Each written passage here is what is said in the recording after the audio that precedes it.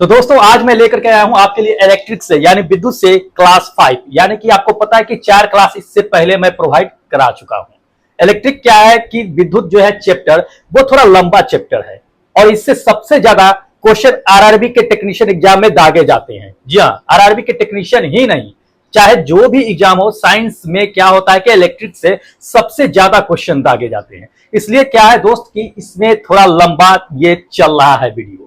और ध्यान रखिएगा, मैं जो क्वेश्चन दे रहा हूं ना दोस्त, वो काफी इंपॉर्टेंट है। इग्नोर मत कीजिए इस चीज को, आपको बाद में पछतावा होगा। अगर आप वीडियो नहीं देखिएगा, नहीं पढ़िएगा, बाद में आप पछताइएगा। जब हम सारे क्वेश्चन का एनालाइज करेंगे एग्जाम के बाद, फिर आप देखिएगा कि कितना क्वेश्चन मेरे वीडियो द्वारा आया है, फिर आपको पता चलेगा उस समय। इसलिए इग्नोर मत कीजिए, वीडियो को शुरू से अंत तक देखिए, स्किप मत कीजिए। पेन कॉपी ले करके बैठिए और जितने भी क्वेश्चन आ रहे हैं, ऑप्शन आ रहे हैं, अब मैं जो डिस्क्राइब कर रहा हूं, बता रहा हूं, उसको नोट करते चलिए।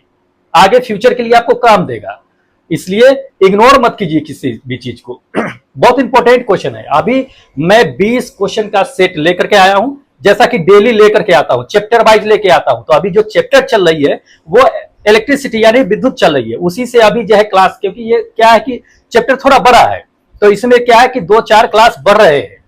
तो इस हिसाब से क्या होता है कि मैं इंपॉर्टेंट क्वेश्चन सिलेक्ट करके आपके सामने लाता हूं, जो आरआरबी टेक्नीशियन के लिए बहुत इंपॉर्टेंट होता है और आने की संभावना बहुत ज्यादा होती है दोस्त। इसलिए इग्नोर मत कीजिए और वीडियो देखिए। आपको पता है कि जॉब पाना कितना मुश्किल है, कंपटीशन कितना ज्यादा टफ हो रखा है। तो दोस्त इग्नोर मत कीजिए, बार बार किसी को मौका नहीं मिलता है। हमेशा इंसान को एक ना एक हमेशा मौका मिलता ही है, बस उसी मौके का तलाश कीजिए। ये मौका आपके सामने आ रखी है। सबसे बड़ी बात यह है कि आईटीआई पे आपका ये जॉब है। दूसरी नंबर बात यह है कि आईटीआई ट्रेड से नहीं पूछा जा रहा है दोस्त, साइंस से 40 नंबर पूछा जा रहा है। 40 नंबर कमांड रखिएगा, आसानी से आप जॉब ले लीजिएगा। ध्यान रखिए इस चीज को, 40 नंबर बहुत मायने रखता है। इसलिए दोस्त साइंस पूरा कमांड रखिए। और मैं जो क्वेश्चन प्रोवाइड करा हूं दोस्त, वो बहुत इंपॉर्टेंट है, बहुत ज्यादा इंपॉर्टेंट है। आने की संभावना लगभग बनती है। इसलिए दोस्त मैं बता रहा हूं आपको कि अगर आप चैनल सब्सक्राइब नहीं किए तो चैनल सब्सक्राइब कर लीजिए, क्योंकि मैं डेली वीडियो लाता हूं। चैप्टर वाइज 20 इंपॉर्टेंट क्वेश्चन का सेट प्रत्येक दिन लेके आता हूं। ये 33वां सेट जा रहा है, 32 मैं दे चुका हूं, 33वां सेट जा रहा है दोस्त। इसलिए आगे और भी सेट आएंगे। तो फटाफट क्या कीजिए, चैनल को सब्सक्राइब कीजिए और बेल आइकन को ऑन कर लीजिए, ताकि मैं जब भी वीडियो डालूं आप तक नोटिफिकेशन चला जाए। वैसे मैं डेली डालते रहता हूं, आप जाकर के चेक कीजिएगा। अगर पिछला वीडियो अगर आपने नहीं देखा है तो जाकर के देख लीजिए। उसका वीडियो का जितने भी वीडियो डाल रखे हैं सभी का प्ले लिस्ट का लिंक आपको डिस्क्रिप्शन बॉक्स में दिया हुआ है, साथ साथ वीडियो का भी लिंक दिया हुआ है, तो आप वहां पे जाकर के चेकआउट कीजिए। और मॉक टेस्ट अब आ चुका है। जी हाँ दोस्त, अब मॉक टेस्ट आ चुका है। आप जा करके लिंक पे मॉक टेस्ट दे सकते हैं। डिस्क्रिप्शन बॉक्स में उसका लिंक दिया हुआ है, उस पे लिखा हुआ है, चेकआउट कीजिएगा। डिस्क्रिप्शन में लिखा हुआ है मॉक टेस्ट, ठीक है। उस पे जाकर लिंक दिया है, क्लिक कीजिएगा। वहां पे जाकर के अपना नाम, डिस्ट्रिक्ट ये डाल करके, और पासवर्ड जो है आप उसके बगल में लिखा हुआ है पासवर्ड, क्या कीजिएगा कि पासवर्ड डालिएगा। डालने के बाद लॉगिन कीजिएगा। एक टाइम चलेगा, उस टाइम के अंदर आपको साइंस का है, क्योंकि पीछे मैं जितना भी पढ़ा चुका हूं, जितना भी सेट दे चुका हूं, उसी से मॉक टेस्ट है दोस्त। अगर उसमें क्या है कि अच्छा करते हैं, समझ लीजिए आपका साइंस स्ट्रांग हो रहा है। दूसरी नंबर ये बात है कि आप अच्छे कर पाओगे मॉक टेस्ट देने से। तो इसलिए क्या कीजिए कि जाइए, लिंक डिस्क्रिप्शन में दिया हुआ है, आप मॉक टेस्ट दीजिए। और जितने भी लोगों का रिजल्ट मेरे पास आएगा उन सभी का वीडियो के माध्यम से, इस सभी का मैं नाम इस पे प्रकाशित करूंगा। ध्यान रखिएगा इस चीज को। तो इसलिए फटाफट क्या कीजिए, चैनल सब्सक्राइब कीजिए। अब मॉक टेस्ट भी आ चुका है आपके लिए, बिल्कुल निःशुल्क है, पैसा वैसा नहीं लग रहा है आपके लिए, बिल्कुल फ्री है। तो चलिए आपको चाहे 20 क्वेश्चन का जो इंपॉर्टेंट सेट हम लेके आए हैं, उससे आपका क्वेश्चन नंबर फर्स्ट पे लेकर चलते हैं, जो काफी इंपॉर्टेंट है। चलिए, हाँ, क्वेश्चन नंबर फर्स्ट में इसमें देखिएगा कि एक सामान्य शुष्क सेल में कहता है विद्युत अपघट्य होता है। क्या अपघट्य होता है, विद्युत अपघट्य, ये बताना है। ऑप्शन देख लीजिए। ऑप्शन नंबर पहला दे दिया है जिंक, दूसरा आपको दे दिया है अमोनियम क्लोराइड, तीसरा दे दिया है मैग्नीज जो है मैग्नीज डाइऑक्साइड, और चौथा दे दिया है आपको गंधक का अम्ल यानी कि सल्फ्यूरिक अम्ल। ठीक है, सल्फ्यूरिक एसिड जो होता है वो। तो इनमें से कौन सा जो है एक सामान्य शुष्क सेल में क्या होता है कि विद्युत अपघट्य के रूप में इस्तेमाल किया जाता है। तो दोस्त सिर्फ हम टिक मार के नहीं जाएंगे, यहाँ पे आपको समझा के जाएंगे। टिक मारना होता तो अभी ऑप्शन बताते चले जाते, लेकिन नहीं, ऐसा हम नहीं करेंगे। हम आपको बिल्कुल समझा के जाएंगे ताकि आपको हमेशा के लिए याद रहे। ये रटना और एक माइंड में सेट करना दोनों में डिफरेंट चीजें हैं। तो समझिए इस चीज को, हमें माइंड में सेट करना है, बिल्कुल भूलना नहीं है। चलिए ऑप्शन बताते हैं फिर आपको हम समझाते हैं। तो एक शुष्क सेल में जो होता है दोस्त, वो विद्युत अपघट्य के रूप में जो इस्तेमाल किया जाता है वो सेकेंड नंबर मेरा ऑप्शन है कि अमोनियम क्लोराइड। समझिए यहां पे अमोनियम क्लोराइड यूज किया जाता है, लेकिन ध्यान रखिएगा इस चीज को, ये ऑप्शन के अकॉर्डिंग चल रहा है, लेकिन अगर इसमें जिंक क्लोराइड भी दिया रहता साथ में तो जिंक क्लोराइड भी होता, क्योंकि शुष्क सेल में क्या होता है ना कि अमोनियम क्लोराइड के साथ साथ आपका जिंक क्लोराइड भी उसमें मिलाया जाता है। अब समझिए इस चीज को क्यों मिलाया जाता है, दिखाते हैं आपको। ये देख लीजिए, ये क्या है आपका कि एक शुष्क सेल है, इसमें क्या है ना दोस्त कि इसमें जो है अमोनियम क्लोराइड के साथ साथ जिंक क्लोराइड भी मिलाया जाता है। अब समझिए कि क्यों मिलाया जाता है, ऑप्शन में नहीं था, ऑप्शन में अगर आता तो मार देते रहे। अब देखिए इसमें क्या है कि अमोनियम क्लोराइड को क्या किया जाता है कि एक पेरिस प्लास्टर, आप जानते होंगे पेरिस प्लास्टर, जो हाथ टूट जाता है बैंडेज करते हैं ना, उसी को बोलते हैं पेरिस ऑफ प्लास्टर। ठीक है, उसको चूर्ण बना दिया जाता है और चूर्ण बनाने के साथ क्या किया जाता है कि बैटरी में डाला जाता है। ठीक है, इसकी सेल्फ लाइफ बढ़ाने के लिए, बैटरी की सेल्फ लाइफ बढ़ाने के लिए थोड़ी मात्रा में जिंक क्लोराइड भी मिला दिया जाता है। ध्यान रखिएगा इस चीज को, बैटरी की लॉन्ग लाइफ बन जाए इसलिए क्या किया जाता है कि जिंक क्लोराइड उसमें मिलाया जाता है। वैसे ज्यादा मात्रा में अमोनियम क्लोराइड ही होता है, इसलिए अगर आपको मान लीजिए कि अमोनियम एंड जिंक क्लोराइड अगर ऑप्शन में कहीं आएगा तो भूलिएगा नहीं, उसको भी मार दीजिएगा। ठीक है, हाँ, लेकिन ज्यादा मात्रा में अमोनियम क्लोराइड होता है, इस बात को ध्यान रखिएगा। बैटरी की लॉन्ग लाइफ बढ़ाने के लिए क्या किया जाता है कि थोड़ी मात्रा में जिंक क्लोराइड मिलाया जाता है, बस ये है। तो इस चीज को ध्यान रखिएगा और समझ लीजिए इस चीज को कि शुष्क सेल जो होता है इसको कभी कभी जो है जिंक कार्बन सेल के नाम से भी जाना जाता है या लेकलांची सेल के नाम से भी जाना जाता है। समझ लीजिए इस चीज को, याद रखिएगा। लेकलांची सेल अगर दे दे तो भूलिएगा, मानिए इसी को जो है शुष्क सेल को ही लेकलांची सेल या जिंक कार्बन सेल के नाम से जाना जाता है। कई नाम होते हैं इसलिए भूलिएगा नहीं। ठीक है, कंफ्यूज नहीं हमें होना है, आरआरबी कंफ्यूज करेंगे दोस्त, लेकिन क्या होना है कि हमें कंफ्यूज नहीं होना है। हम भी बिहारी है, छोड़ेंगे नहीं, जब तक तोड़ेंगे नहीं तब तक छोड़ेंगे नहीं। ध्यान रखिएगा इस चीज को दोस्त, और बिहारी का दबदबा तो हर जगह रहता है, आपको पता ही है, छोड़ना नहीं है। चलिए अगले क्वेश्चन पे लेके चलते हैं जो इंपॉर्टेंट है। दोस्त अगला क्वेश्चन आपको दे दिया है कि फ्यूज का सिद्धांत है, मतलब फ्यूज का सिद्धांत किस पे काम करता है ये बताना है। बहुत इंपॉर्टेंट है, कई बार ये सवाल पूछा भी जा चुका है रेलवे में, और कई जगह, एक ही बार में तो कि सिर्फ टेक्नीशियन में ही नहीं, घुमा घुमा करके एनटीपीसी में, एएलपी में, जेई में, इस सब में पूछा जा चुका है ये क्वेश्चन कि फ्यूज का सिद्धांत किस सिद्धांत पे काम करता है, फ्यूज ये बताना है। चलिए आपको ऑप्शन देख लीजिए, फिर आपको हम समझाते हैं, भूलने नहीं देंगे आपको, टिक नहीं मार के जाएंगे, ध्यान रखिएगा, टिक बिल्कुल नहीं मार के जाएंगे, हम समझा के जाएंगे। चलिए ऑप्शन देख लीजिए, ऑप्शन जो पहला दे दिया है दोस्त कि विद्युत यांत्रिक प्रभाव के सिद्धांत पे काम करती है, या दूसरा विद्युत का उष्मीय प्रभाव के सिद्धांत पे काम करती है, या तीसरा कि विद्युत का चुंबकीय प्रभाव के सिद्धांत पे काम करती है, या चौथा दोस्त आपका दे दिया है कि विद्युत का रासायनिक प्रभाव के सिद्धांत पे काम करती है। फ्यूज किस पे काम करती है, ऑप्शन बताते फिर आपको हम समझा देते हैं। ठीक है, देखिए ऑप्शन इसमें जो होगा वो सेकेंड नंबर मेरा ऑप्शन करेक्ट होगा कि विद्युत का उष्मीय प्रभाव के सिद्धांत पे क्या है कि फ्यूज काम करती है। अब थोड़ा फ्यूज के बारे में हम समझ लेते हैं, टिक तो मार के जाना नहीं है, समझना है ना, समझ लीजिएगा, सेट जब माइंड में हो जाएगा तो हमेशा याद रहेगा, इस चीज को ध्यान रखिएगा, भूलना नहीं है हमें। चलिए आपको बताते हैं, देख लीजिए ये सब क्या है कि वेरियस टाइप ऑफ फ्यूज है, फ्यूज के प्रकार है, बहुत सारे के फ्यूज होते हैं। सिर्फ आप जो देखते होंगे कि एक ही प्रकार का फ्यूज होता है ना दोस्त, एक ही प्रकार का नहीं होता है। कटआउट के रूप में फ्यूज इस्तेमाल करते हैं, स्टेपलाइजर में फ्यूज जो शीशा में बंद होता है उस तरह का फ्यूज का इस्तेमाल करते हैं, बहुत सारे फ्यूज होते हैं दोस्त, समझ लीजिए इस चीज को। लेकिन सबको रेटिंग के अकॉर्डिंग क्या किया जाता है कि यूज किया जाता है। इन सभी फ्यूजों को अलग अलग जगहों पर यूज किया जाता है। अब एक ही फ्यूज को हर जगह थोड़ी यूज कर देंगे ना, अलग अलग रिक्वायरमेंट के हिसाब से, अलग अलग रेटिंग के हिसाब से ही हम क्या करते हैं, फ्यूज का इस्तेमाल करते हैं। अब समझ लीजिए कि हम आपको बता रहे थे कि फ्यूज जो है उष्मीय प्रभाव के सिद्धांत पे काम करती है, ये तो मैंने बताया आपको। तो समझ लीजिए इस चीज को कि फ्यूज जो होता है, क्या होता है कि शुरुआती कनेक्शन जो फ्यूज का होता है उसका मेन लाइन से कनेक्ट किया जाता है, वो भी सीरीज में कनेक्ट किया जाता है। ध्यान रखिएगा, जब शॉर्ट सर्किट या ओवरलोडिंग होता है दोस्त, क्या होता है कि अधिक मात्रा में क्या होता है कि करंट प्रवाहित होने लगता है। अधिक मात्रा में करंट प्रवाहित होने से फ्यूज का तार हीट हो जाता है। हीट होने से क्या होता है आपको पता है कि गल जाता है, टूट जाता है गल करके। इससे क्या होता है कि आगे जो उपकरण लगा होता है फ्यूज के आगे, फ्यूज के बाद जो लगा होता है, जिससे टेलीविजन, फैन, फ्रिज, बहुत सारे ऐसे एसी वेसी लगे होते हैं, तो वो सब क्या होते हैं कि जलने से बच जाता है, क्षतिग्रस्त होने से बच जाता है। इसलिए फ्यूज का इस्तेमाल करते हैं सुरक्षा की दृष्टि से। ठीक है, समझिए इस चीज को।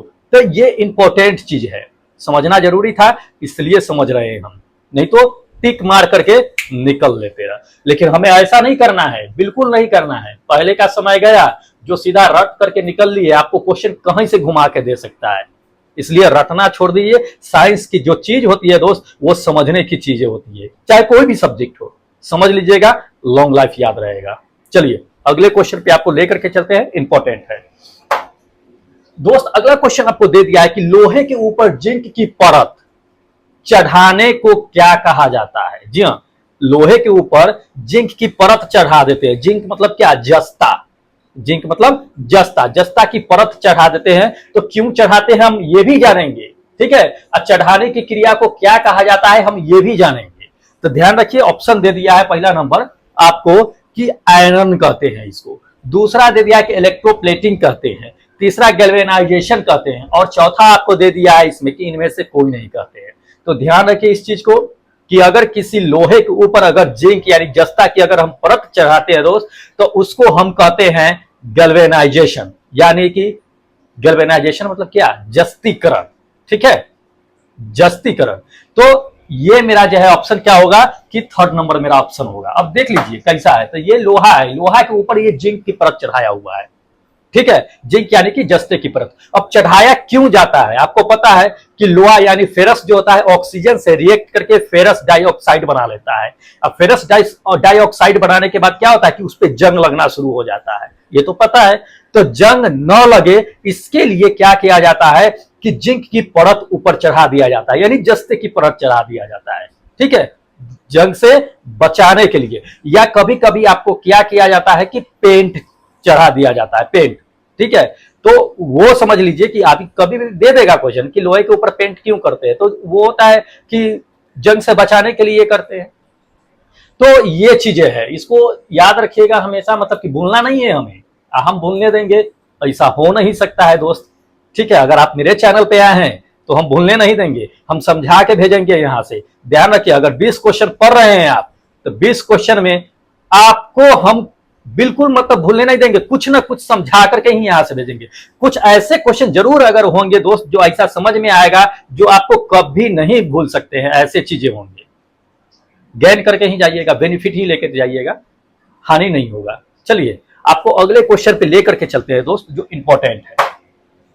अगला क्वेश्चन आपको दे दिया कि फ्यूज का तार किससे बना होता है। जी हाँ, फ्यूज जो हम अभी बताए हैं कि उष्मीय प्रभाव के सिद्धांत पे काम करती है, वो फ्यूज का तार किससे बना होता है। तो दोस्त ध्यान रखिएगा, ऑप्शन आपको डायरेक्ट दे देते हैं कि टीन, और क्या होता है कि सीसा के मिश्र धातु से क्या होता है कि फ्यूज का तार बना होता है, और इसका प्रतिरोध काफी उच्च होता है। ध्यान रखिएगा, काफी उच्च होता है, जिसके कारण ये हिट होता है और ब्रेक करता है। तो ये तो बता ही दिए हैं आपको फ्यूज के बारे में, ज्यादा क्या बताना, लेकिन इंपॉर्टेंट क्वेश्चन है, पूछा जाता है ये कि फ्यूज का तार किससे बना होता है। तो टीन और जो सीसा के मिश्रण से बना होता है। ध्यान रखिएगा इस चीज को।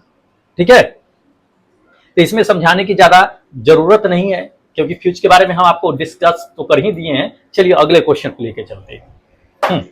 दोस्त अगला क्वेश्चन आपको दे दिया है इसमें कि बल्ब के टूटने पर क्या होता है कि तेजी से आवाज करता है, वो क्यों करता है। जब आप एक देखिएगा 100 वाट का बल्ब लीजिएगा, उसको फेंक करके देखिएगा, ब्लास्ट करेगा, बम से आवाज करेगा।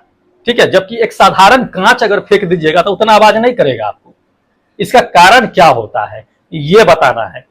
ऑप्शन देख लीजिए, ऑप्शन नंबर फर्स्ट में दोस्त इसमें दे दिया है ऑप्शन में कि बल्ब के अंदर क्या होता है कि विस्फोटक गैस होता है जिसके कारण ये आवाज करता है, या दूसरा आपको दे दिया इसके कि बल्ब के अंदर क्या होता है कि निर्वात में वायु तेजी से प्रवेश करती है, ये होता है, या तीसरा इसमें दे दिया है आपको कि बल्ब के अंदर गैस अपचायक प्रसारित होता है, ये अचानक प्रसारित होता है, या चौथा आपको दे दिया है दोस्त इसमें कि बल्ब का फिलामेंट वायु से क्रिया होता है, इस कारण से क्रिया करता है, इस कारण से विस्फोट करता है। समझिए इस चीज को, एक बल्ब है, ध्यान दीजिए, ऑप्शन आपको करेक्ट बताते हैं फिर हम आपको समझा देते हैं, ठीक है।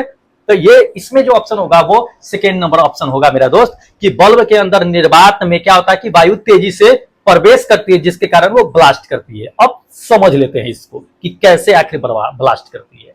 देखिए, तो ये बल्ब है, ये बल्ब होता है, बल्ब के अंदर क्या होता है कि जब बल्ब तैयार किया जाता है ना, फैक्ट्री में जब बल्ब तैयार किया जाता है तो इसके अंदर के हवा जितना होता है सब खींच लिया जाता है, इसके अंदर निर्वात कर दिया जाता है, हवा खींच लिया जाता है, निर्वात कर दिया जाता है, और इसके अंदर भरा कौन सा जाता है तो निष्क्रिय गैस भरा जाता है। और निष्क्रिय गैस समझ लीजिए कि होता कौन सा है, तो इसमें दोस्त जो भरा जाता है वो नाइट्रोजन या तो आर्गन गैस भरा जाता है, ठीक है। निर्वात करके इसमें नाइट्रोजन या आर्गन गैस भरा जाता है, जो क्या होता है कि फिलामेंट से रिएक्शन नहीं करता है, टूटने नहीं देता है, फिलामेंट को बचाए रखता है, लॉन्ग लाइफ देता है इसको, ठीक है। अब समझिए इसको चीज को, जब बल्ब को हम फेंकते हैं ना, तो बल्ब को फेंकते ही क्या होता है कि निष्क्रिय गैस तेजी से बाहर आता है, तो तेजी से बाहर आएगा तो क्या होता है कि उसके अंदर वैक्यूम होता है ना, बल्ब के अंदर खाली होता है, निर्वात होता है, तो बाहर की जो वातावरण हवा होती है वो तेजी से अंदर घुसना चाहता है, तेजी से अंदर घुसते ही क्या करता है कि वो स्पेस को पूरा करता है, ब्लास्ट कर देता है, कस की आवाज करता है। तो ये कारण है कि बल्ब के अंदर निर्वात में क्या होता है कि वायु तेजी से प्रवेश करने के वजह से ब्लास्ट जैसा आपको आवाज सुनाई देता है। ध्यान रखिए इस चीज को, इंपॉर्टेंट है, छोड़ना नहीं हमको। चलिए आपको अगला क्वेश्चन पे लेके चलते हैं दोस्त।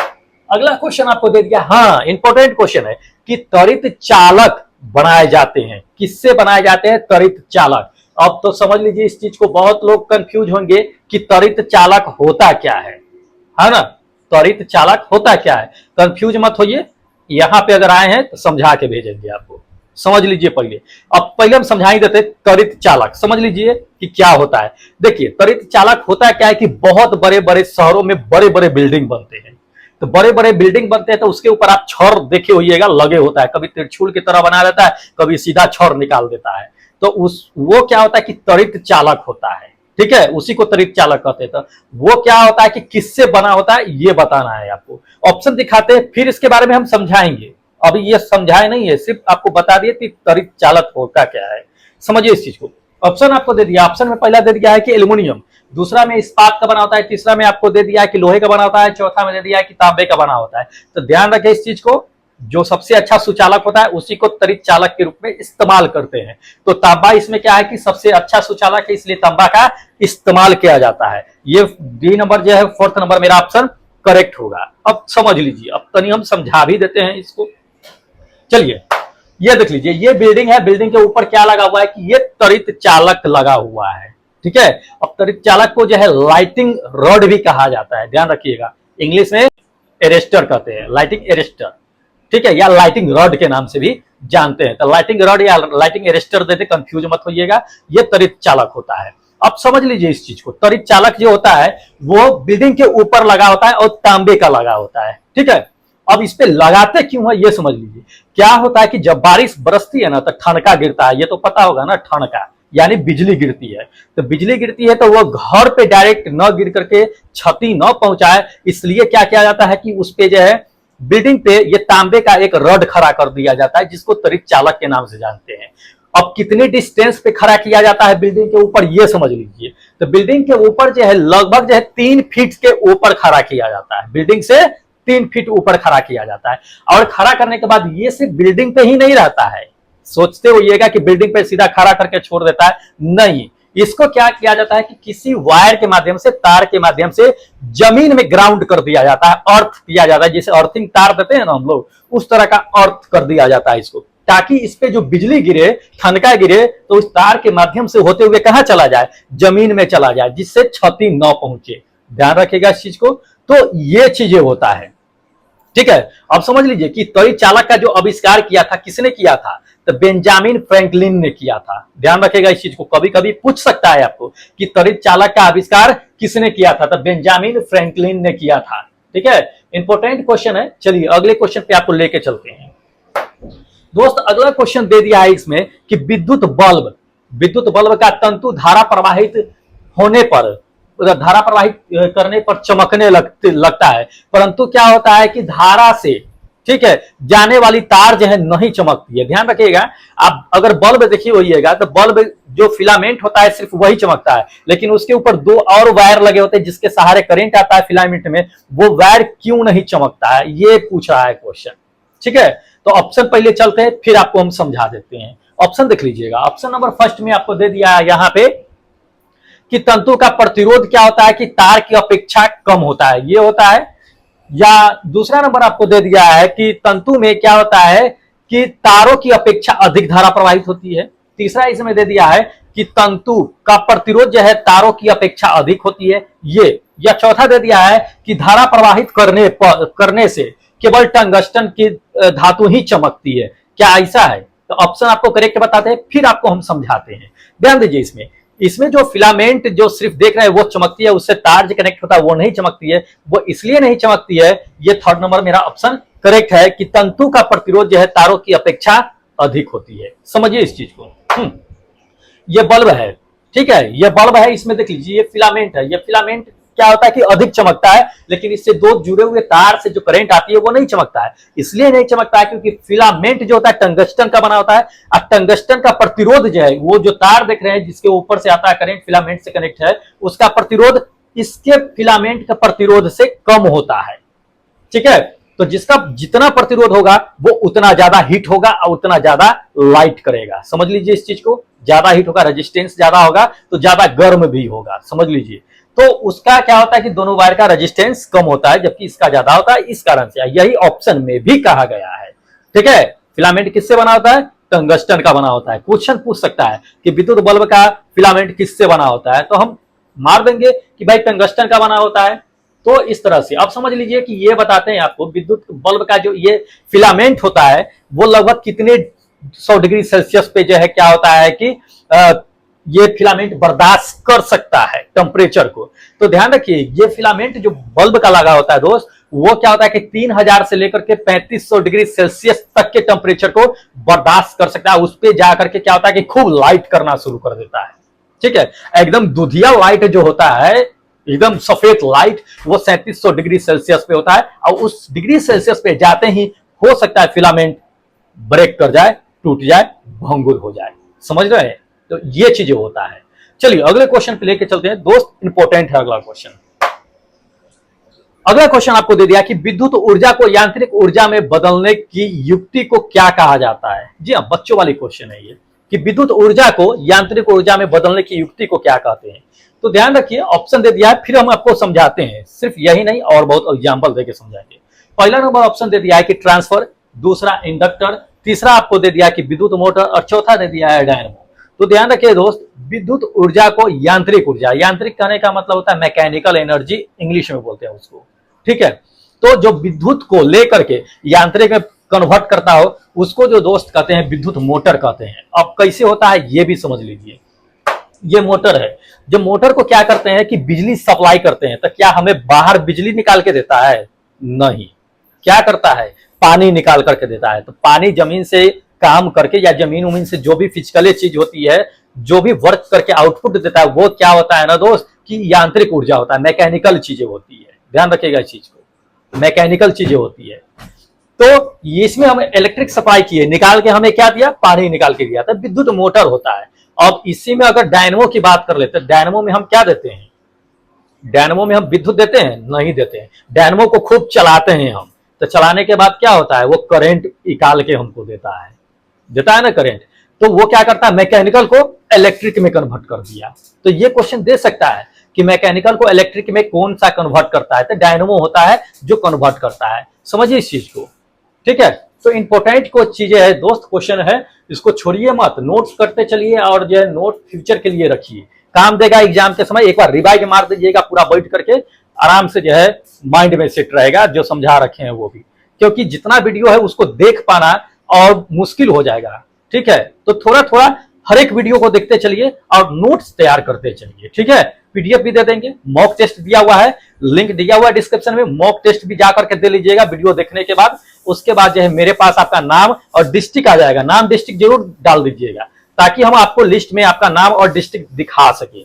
ठीक है, चलिए आपको अगला क्वेश्चन पे लेके चलते हैं दोस्त। अगला क्वेश्चन आपको दे दिया है कि एकीकृत परिपथ में प्रयुक्त अर्धचालक चिप निम्नलिखित की बनी होती है। मतलब चिप जो होता है, ठीक है, वो तो पता है कि सेमीकंडक्टर का चिप बना होता है, लेकिन बना किससे होता है ये समझना है। तो ऑप्शन देख लेते हैं इसमें। ऑप्शन नंबर फर्स्ट में दे दिया है कि कार्बन का, दूसरा जिरकॉन का, तीसरा आपको दे दिया है कि कैल्शियम का, चौथा दे दिया है सिलिकॉन का। तो सबसे पहले तो लिस्ट में पकड़ ले दीजिए कि अर्धचालक होता कौन है। ठीक है, उसी का बना होगा अर्धचालक चिप जो बना। या कभी कभी आपको क्वेश्चन में अर्धचालक नहीं दे देगा, सीधा दे देगा कि एकीकृत परिपथ में चिप किसका बना होता है। तो आपको पकड़ना है कि अर्धचालक का बना होता है। तो अर्धचालक इसमें जो है सिलिकॉन होता है दोस्त, यह सिलिकॉन का बना होता है। ध्यान रखिएगा इस चीज को। ठीक है, इंपॉर्टेंट क्वेश्चन है, इसलिए छोड़ना नहीं है हमको। चलिए अगले क्वेश्चन पे लेकर चलते हैं दोस्त। अगला क्वेश्चन आपको दे दिया है, इसमें इंपॉर्टेंट है कि ट्रांसफार्मर प्रयुक्त करते हैं होते हैं। तो दोस्त ट्रांसफार्मर का प्रयुक्त हम किसमें करते हैं? घर में सभी लोग यूज करते हैं ट्रांसफार्मर। ठीक है, तो वो किस लिए यूज करते हैं ये बताना है मुझे। तो ध्यान रखिए इस चीज को। पहला नंबर ऑप्शन आपको दे दिया है इसमें, पहला नंबर ऑप्शन दे दिया है कि एसी वोल्टेज को अपचयन करने के लिए करते हैं। मतलब एसी वोल्टेज को अपचयन मतलब बढ़ाने या घटाने के लिए करते हैं। डीसी का दे दिया, सॉरी डीसी वोल्टेज को। दूसरा नंबर दे दिया है कि एसी को डीसी में बदलने के लिए करते हैं। तीसरा आपको दे दिया है कि डीसी को एसी में बदलने के लिए करते हैं। या चौथा दे दिया कि एसी वोल्टेज का अपचयन या उपचयन करने के लिए करते हैं। जी हाँ, अब समझ लीजिए ट्रांसफार्मर का जो यूज हम लोग घर में करते हैं, क्यों करते हैं कि कम वोल्टेज हो तो ऑइट करके क्या करे, ज्यादा वोल्टेज बढ़ा के घर में सप्लाई करे। पंखा नहीं चल रहा है, फ्रिज नहीं चल रहा है, वोल्टेज कम है, मोटर नहीं चल रहा है, वोल्टेज कम है, ट्रांसफार्मर लगा दिए और घर के कनेक्टी दे करके क्या किए कि वोल्टेज को बढ़ा दिए, तो सब चलना शुरू हो जाता है। यही ना करते हैं। या अगर ज्यादा वोल्टेज है, घर में उतना नहीं जरूरत है, तो उसको कम करना है ना, तो कम करते हैं। तो समझिए इस चीज को। ऑप्शन नंबर आपका जो है ये फोर्थ नंबर ऑप्शन होगा कि एसी वोल्टेज को अपचयन या उपचयन करने के लिए करते हैं। अपचयन उपचयन कहने का मतलब है कि बढ़ाने या घटाने के लिए इस्तेमाल करते हैं एसी वोल्टेज को। ठीक है, तो समझ लीजिए इस चीज को। ये स्टेबलाइजर है। इस स्टेबलाइजर में क्या होता है, स्टेबलाइजर दो तरह का होता है, इसमें दो तरह का फंक्शन काम करता है। अगर आपके घर में स्टेबलाइजर होगा तो आपको पता होगा कि एक अप लिखा होता है, एक डाउन लिखा होता है। ठीक है, बटन जो होता है, टोंगल जो होता है उस पे, तो अप और डाउन लिखा होता है स्टेबलाइजर पे। अप पे कीजिएगा और कन्वर्टर दे करके वोल्टेज बढ़ाइएगा तो क्या होगा, वोल्टेज बढ़ेगा। लेकिन उसी को टोंगल को नीचे डाउन पर कर दीजिएगा और ध के बढ़ाइएगा तो उल्टा काम करेगा, उल्टा काम करेगा। डाउन पे कर दीजिएगा और कन्वर्टर दे के वोल्टेज बढ़ाइएगा तो वोल्टेज घटेगा। डाउन हो रहा है, डाउन पे आप बढ़ा रहे हैं मतलब घटेगा वोल्टेज। तो स्टेप अप और स्टेप डाउन होता है, ये ध्यान रखिएगा इस चीज को। तो स्टेबलाइजर का यूज हम लोग किस लिए करते हैं, एसी वोल्टेज को बढ़ाने या घटाने के लिए करते हैं। कंफर्म है? ठीक है पूरा। चलिए दोस्त भूलना नहीं है, अगले क्वेश्चन पे चलते हैं। अगला क्वेश्चन दे दिया कि 1 किलोवाट घंटा किसके मान के बराबर होता है, ये बताना है कि 1 किलोवाट घंटा जो होता है वो कितना होता है, ये बताना है। चलिए ऑप्शन आपको दिखाते हैं। ऑप्शन नंबर फर्स्ट में दे दिया है दोस्त इसमें कि 3.6 इंटू 10⁻³ ये होता है। या दूसरा आपको दे दिया है कि 10 जूल के बराबर होता है। या तीसरा आपको दे दिया है इसमें कि 3.6 इंटू 10⁻6 जूल के बराबर होता है। या चौथा 10 के पावर 10 जूल के बराबर होता है। तो ध्यान रखिएगा इस चीज को। जो 1 किलोवाट घंटा जो होता है दोस्त, वो होता है थर्ड नंबर मेरा ऑप्शन कि 3.6 इंटू 10⁻6 जूल के बराबर होता है। ध्यान रखिएगा, बहुत इंपॉर्टेंट क्वेश्चन है, पूछा जा सकता है आपसे टेक्नीशियन वाले। ध्यान रखिए इस चीज को, पूछा जा सकता है, इसलिए छोड़िए मत इसको, इंपॉर्टेंट क्वेश्चन है। चलिए आपको अगले क्वेश्चन पे लेकर के चलते हैं दोस्त। अगला क्वेश्चन आपको दे दिया है कि MCB main circuit breaker, MCB, ठीक है, जो लघु पथन, ठीक है, के मामले में क्या होता है कि विद्युत को की पूर्ति करके क्या करता है कि काट देता है। तो काम करता है, किस तरह का काम करता है ये बताना है इसमें। तो ऑप्शन है कि एमसीबी का प्रयोग जो है हम लोग क्यों करते हैं ये बताना है। तो ऑप्शन देख लीजिए, ऑप्शन के हिसाब से चलते हैं हम लोग। ऑप्शन पहला नंबर दे दिया है कि धारा के रासायनिक प्रभाव पर काम करता है। दूसरा, धारा के क्या करता है कि विद्युतीय लेपन के प्रभाव पे काम करता है। या तीसरा, धारा के चुंबकीय प्रभाव पे काम करता है। या चौथा आपको दे दिया है कि धारा के तापन के प्रभाव पे काम करता है। तो ध्यान रखिए इस चीज को, एमसीबी मेन सर्किट ब्रेकर जो होता है दोस्त, वो क्या होता है कि धारा के तापन के प्रभाव पे काम करती है। फोर्थ नंबर मेरा ऑप्शन होगा। एमसीबी कैसा होता है ये देख लीजिए। तो एमसीबी ये है, ये क्या करता है कि धारा के तापन के प्रभाव पे काम करता है। कैसे करता है, तो आप फ्यूज जैसे देखे हैं ठीक उसी के सिद्धांत पे ये भी काम करता है। बट उसमें क्या होता है कि फ्यूज गल जाता है, लेकिन इसमें फ्यूज गलता नहीं है, ब्रेक होकर के क्या ट्रिप हो जाता है। क्या होता है, ट्रिप हो जाता है। अगर इसको अप करके रखे हुए हैं, आवश्यकता से अधिक मात्रा में अगर धारा प्रवाहित होने लगा तो ये ट्रिप होकर डाउन हो जाता है। आगे क्या होता है कि पावर सप्लाई को काट देते हैं। साथ आपको जनरली पता है कि घर में अगर वायरिंग कराते हैं तो एमसीबी हम लोग देते ही हैं, अब देने लगे हैं सेफ्टी पर्पज से। अगर शॉर्ट सर्किट लगा या ओवरलोडिंग हुआ, ठीक है, तो अगर उसके वजह से घर में स्पार्क हो रहा है कहीं, तो सबसे पहले ये ट्रिप हो जाएगा, आगे जो है पावर सप्लाई बंद कर देगा। इससे क्या होता है कि घर में जो लगे उपकरण होते हैं, पंखा, फ्रिज, टेलीविजन, बल्ब, बहुत सारे चीज लगे होते हैं, वो सब जलने से बच जाता है, क्षतिग्रस्त होने से बच जाता है। इसलिए एमसीबी का यूज करते हैं और करना भी चाहिए लोगों को सेफ्टी पर्पस के हिसाब से। ध्यान रखिए इस चीज को, क्योंकि एक एमसीबी बहुत चीज को क्षति होने से बचा देता है। चलिए अगले क्वेश्चन पे लेके चलते हैं दोस्त। अगला क्वेश्चन इंपॉर्टेंट है, दे दिया है इसमें कि बिजली के पंखे की गति दे दिया है कि बदलने के लिए प्रयुक्त किया जाता है। तो ध्यान रखिए, घर में जो आप पंखा लगाते हैं, तो पंखा लगाते हैं तो उसकी स्पीड को कम ज्यादा करने के लिए क्या चीज लगाते हैं, यही पूछ रहा है क्वेश्चन में कि क्या चीज प्रयुक्त करते हैं हम लोग। ध्यान रखिएगा इस चीज में, आपको पंखा के बटन जो था उसी के बगल में लगाते हैं। ठीक है, नाम जानना जरूरी है, जानते तो होंगे ही लोग, तो ऑप्शन देख करके ही मार सकते हैं, वैसे हम आपको बता भी देते हैं। ऑप्शन नंबर फर्स्ट में दे दिया है कि रेगुलेटर, दूसरा स्विच, तीसरा आपको दे दिया है कि रेक्टिफायर और चौथा दे दिया एम्पलीफायर। दोस्त किसका इस्तेमाल करते हैं, तो पंखा के बगल में जो लगा होता है वो कैसा लगा होता है बता देते हैं। ये पंखा के बगल ये स्विच है, स्विच के बगल में देख लीजिए ये लगा हुआ है ना, इसको हम क्या कहते हैं, रेगुलेटर कहते हैं। क्या कहते हैं, रेगुलेटर। तो पंखा के स्पीड को कम और ज्यादा करने के लिए क्या करते हैं, रेगुलेटर का इस्तेमाल करते हैं। या आप अगर घर में, अभी गर्मी का मौसम चला है, घर में कूलर भी होगा आपके पास में, तो कूलर के फैन को भी कम करने के लिए उसमें देखते होइएगा रोटेटर स्विच लगा होता है, रोटेटरी स्विच, वो उसमें क्या होता है, रेगुलेटर होता है। तो रेगुलेटर के माध्यम से ही क्या करते हैं, स्पीड कम करते हैं कूलर के फैन को, या एडजस्ट करते हैं ना, तो रेगुलेटर के माध्यम से ही करते हैं। ध्यान रखिएगा इस चीज को, भूलिएगा नहीं, हो सकता है कि कूलर के फैन के बारे में भी दे दे क्वेश्चन, तो इंपॉर्टेंट क्वेश्चन है। तो ध्यान रखिए ये जो ऑप्शन होगा, ये फर्स्ट नंबर मेरा जो है ऑप्शन रेगुलेटर होगा। ठीक है, तो भूलना नहीं है दोस्त, छोड़ना नहीं है, अब की बार टेक्नीशियन पार। चलिए अगले क्वेश्चन पे। अगला क्वेश्चन दे दिया है दोस्त कि विद्युत मरकरी लैंप में रहता है, विद्युत मरकरी लैंप में क्या रहता है ये बताना है। तो ध्यान रखिए इस चीज में ऑप्शन देते हैं। ऑप्शन नंबर पहला दे दिया है इसमें कि अधिक दाब पर जो है क्या होता है कि पारा रहता है भरा हुआ उसमें, या दूसरा कम दाब पे पारा भरा रहता है, तीसरा नियॉन या और जो है पारा दोनों भरा रहता है, या इसमें कुछ नहीं होता है। तो ध्यान रखिए इस चीज को कि मरकरी में जो होता है ना दोस्त, वो अक्सर क्या होता है कि कम दाब पे पारा जो होता है वाष्प के रूप में और आर्गन गैस भरा होता है, लेकिन ऑप्शन में आर्गन गैस नहीं दिया है।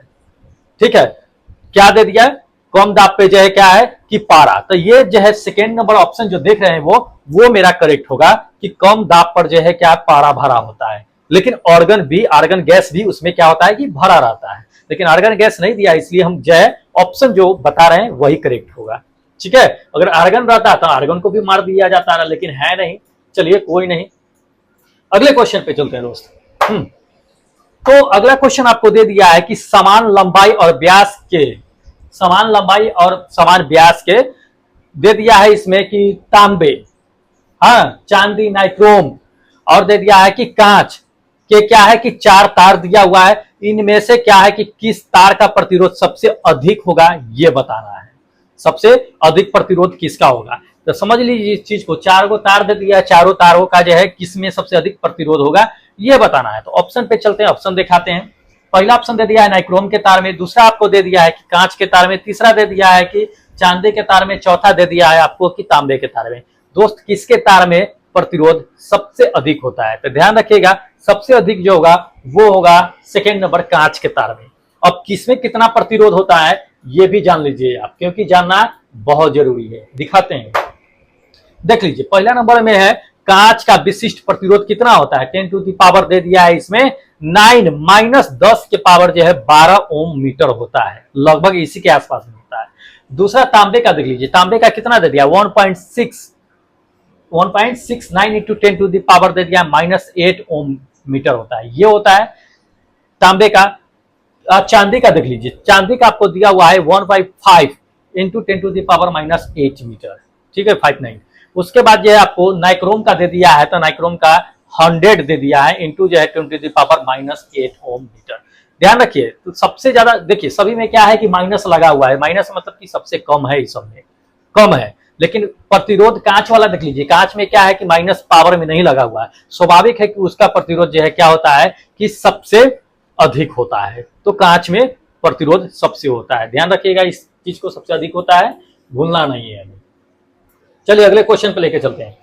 अगला क्वेश्चन आपको दे दिया है इसमें कि सड़कों या गलियों में क्या होता है कि प्रकाश लाइट जो लगी होती है वो किस रूप में लगाए जाते हैं, ये क्वेश्चन उसमें दिया हुआ है, ठीक है। जो स्ट्रीट लाइट होता है, जो गली वाली लाइट होता है, उसके बारे में बता रहे हैं।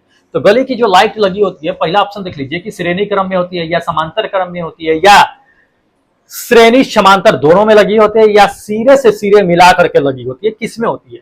तो ध्यान रखिएगा इस चीज को कि दोस्त जो स्ट्रीट लाइट होते हैं ना वो क्या होते हैं कि समांतर क्रम में लगे होते हैं, ये ठीक है, समझ लीजिए। समांतर क्रम में सिर्फ स्ट्रीट लाइट ही नहीं लगे होते हैं, बल्कि हम जो घर के वायरिंग जो कराते हैं दोस्त, वो भी समांतर क्रम में कराते हैं, समांतर क्रम में ही लगे होते हैं। क्वेश्चन देता है ये कभी कभी कि घर की वायरिंग किस क्रम में लगाया जाता है या किया जाता है, तो समांतर क्रम में किया जाता है, ध्यान रखिएगा इस चीज को।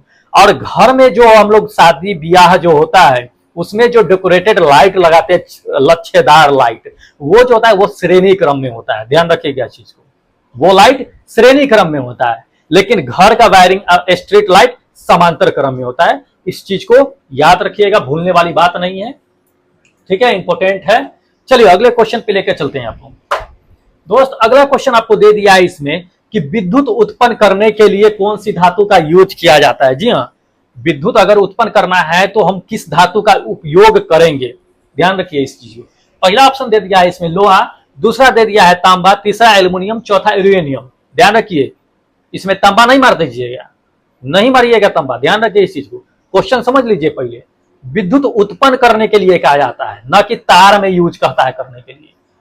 तो विद्युत बनाने के लिए, इलेक्ट्रिसिटी बनाने के लिए क्या इसमें इस्तेमाल करते हैं? तो दोस्त यूरेनियम का इस्तेमाल करते हैं। ये फोर्थ नंबर मेरा ऑप्शन क्या होगा कि करेक्ट होगा, यूरेनियम का। समझ लीजिए यूरेनियम एक ऐसा धातु है जिसको क्या किया जाता है कि बड़े बड़े भट्टियों में यूज किया जाता है बिजली उत्पन्न करने के लिए। सिर्फ ये सब भट्टियों में तो बिजली उत्पन्न करने के लिए किया ही जाता है, लेकिन बड़े बड़े परमाणु रिएक्टर जो होते हैं, ठीक है, वहां भी क्या किया जाता है कि इस यूरेनियम का यूज किया जाता है। यूरेनियम को अगर अंधेरे लाइट में रखिएगा ना दोस्तों, वो चमकता है, ध्यान रखिए इस चीज को। तो इस यूरेनियम में बहुत पावर होता है, बड़े बड़े परमाणु बम इस सब बनाने में जो है यूरेनियम का इस्तेमाल किया जाता है, बहुत विनाशक होता है यूरेनियम, ठीक है, तो इसका इस्तेमाल किया जाता है, ध्यान रखिएगा इस चीज को, इंपॉर्टेंट है। अगले क्वेश्चन पे आपको लेकर के चलते हैं। अगला क्वेश्चन दोस्त इसमें दे दिया है कि ट्यूबलाइट में व्यय ऊर्जा, ट्यूबलाइट में व्यय ऊर्जा का लगभग कितना भाग जो है प्रकाश में परिवर्तित होता है, ठीक है। अगर ट्यूबलाइट में अगर हम 100% अगर क्या है कि इलेक्ट्रिसिटी दे रहे हैं, तो क्या 100% हमें वो ऊर्जा बाहर निकाल करके देगा, प्रकाश जो होता है सो निकाल करके देगा? तो यही पूछता है इसमें कि कितना परसेंट वो हमें देता है। तो ध्यान रखिए इस चीज को। पहला ऑप्शन देख लीजिए, ऑप्शन दे दिया है, इसी में आपको डायरेक्ट ऑप्शन बता देते हैं। जो ट्यूबलाइट होता है ना दोस्त, वो हमें प्रकाश कितना देता है, जितना उसको इलेक्ट्रिसिटी देता है, उसका जो है वो 60 से 70% क्या होता है कि हमें प्रकाश देता है, 60 से 70%। बाकी 30 से 40% खुद कंज्यूम करके रख लेता है, वो उतना नहीं देता है, ध्यान रखिएगा इस चीज को। तो 60 से 70% क्या होता है कि प्रकाश के रूप में ऊर्जा हमें देता है ना। अगले क्वेश्चन पे चलते हैं। अगला क्वेश्चन दे दिया है दोस्त इसमें कि एक कार की बैटरी में प्रमुखतः घटक अपघटक जो होता है क्या होता है। तो कार के बैटरी की बात कर रहा है इसमें, तो कार के बैटरी में क्या चीज डाला जाता है ये ध्यान रखना है। ऑप्शन देख लीजिए, ऑप्शन नंबर फर्स्ट में आपको दे दिया है कि सल्फ्यूरिक अम्ल डाला जाता है, या नाइट्रिक अम्ल डाला जाता है, या तीसरा दे दिया है कि आसूत जल डाला जाता है, आसूत जल आपको पता है प्योर वाटर, या चौथा दे दिया है आपको हाइड्रोक्लोरिक अम्ल डाला जाता है। दोस्त क्या डाला जाता है, तो ध्यान रखिए कि कार में जो हम बैटरी यूज करते हैं उसमें क्या होता है कि पानी वाला बैटरी होता है। अब तो खैर ड्राई सेल भी आ गया है, तो पहले की बातें है ये। तो उस बैटरी में जो इस्तेमाल होता था दोस्त, अब तो सीएनजी भी आ गया, क्या बैटरी तो रहता ही है। तो उस बैटरी में क्या होता है कि सल्फ्यूरिक एसिड का इस्तेमाल करते हैं। ये फर्स्ट नंबर मेरा ऑप्शन क्या होगा कि करेक्ट होगा, सल्फ्यूरिक अम्ल, ठीक है, इसका इस्तेमाल किया जाता है कार वाले बैटरी में। चलिए अगले क्वेश्चन पे चलते हैं दोस्त। अगला क्वेश्चन और लास्ट क्वेश्चन है दोस्त इसका कि फैराडे का नियम किससे संबंधित है। जी हाँ दोस्त, फैराडे का नियम किससे संबंधित है ये बताना है। ध्यान दीजिए, पहला नंबर ऑप्शन आपको दे दिया है कि गैस के दाब से संबंधित है, दूसरा विद्युत जो है विच्छेदन से संबंधित है, तीसरा विद्युतीय प्रसार से है, और चौथा दे दिया आपको विद्युत अपघटन से है।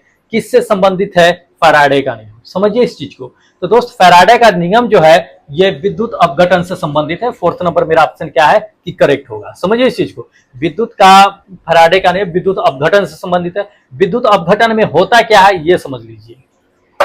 ये विद्युत अपघटन का फोटो में बताते हैं। इसमें क्या होता है कि इलेक्ट्रोड्स पे जितने भी क्या होते हैं जमे हुए पदार्थ होते हैं वो क्या होते हैं कि किसके समानुपाती होते हैं, वो धारा के समानुपाती होते हैं, जितने भी इस पे जमे होते हैं, ठीक है। अब धारा की मात्रा का मतलब समझ रहे हैं, धारा की मात्रा का मतलब ये होता है कि आवेश, ठीक है, क्या होता है आवेश। अब ये मतलब मत समझ लीजिएगा कि विद्युत धारा आवेश होता है, धारा की मात्रा उसी से संबंधित है, उतना समान होता है इस पे जो जमे होते हैं वो चीजों को, ठीक है। तो वो हटाए गए पदार्थ के या उसके आवेश के बराबर होता है, इस चीज को समझ लीजिएगा, उसी के समानुपाती होता है। जितना ज्यादा इस पे जमा होगा उतना ज्यादा आवेश उत्पन्न होगा। ये क्या है कि फैराडे के लॉ के अकॉर्डिंग कहा जाता है, ठीक है। तो दोस्त ये रहा आपके सामने 20 इंपोर्टेंट क्वेश्चन, छोड़िएगा नहीं, इसको पढ़ करके लिख करके नोट्स तैयार कर लीजिएगा। और हाँ, मॉक टेस्ट देने के लिए क्या कीजिए कि लिंक डिस्क्रिप्शन में दिया हुआ है, जा करके लिंक में जाइए और मॉक टेस्ट दीजिए। आपका जो है नेक्स्ट वीडियो जो आएगा उसमें आपका नाम प्रकाशित किया जाएगा, सबको लिस्ट वाइज जो है नाम आपको दिखा दिया जाएगा कि किसने कितना मारा है नंबर, कितना नंबर लाए हैं। ध्यान रखिएगा, इसमें लिखना आपको क्या है, नाम और डिस्ट्रिक्ट का नाम जरूर मेंशन कीजिएगा, ठीक है। तो अभी आपको पकड़ में आएगा कि किसका नाम कहां पे है, ठीक है। तो चलिए, अगर अभी तक अभी चैनल आप सब्सक्राइब नहीं किए तो कर लीजिए, फटाफट बेल आइकन को ऑन कर लीजिए। फिर कल लेकर के हम एक नए सेट लेकर के आपके सामने उपस्थित होते हैं। तब तक जय हिंद दोस्तों।